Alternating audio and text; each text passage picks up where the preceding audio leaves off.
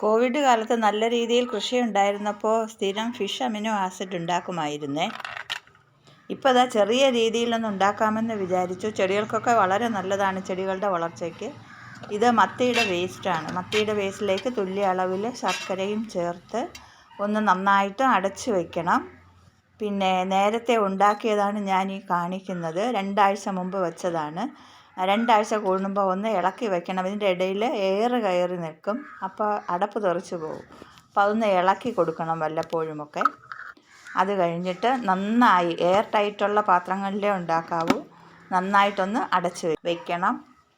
അതിനുശേഷം ഒരു 45 ദിവസമൊക്കെ ആവുമ്പം ഇത് ഉപയോഗിക്കാൻ റെഡിയാവും. 1 ലിറ്റർ വെള്ളത്തിൽ 5 ml എന്ന രീതിയിൽ മാത്രമേ ചേർക്കാവൂ, അല്ലെങ്കിൽ വേരുകൾ നശിച്ചു പോകും.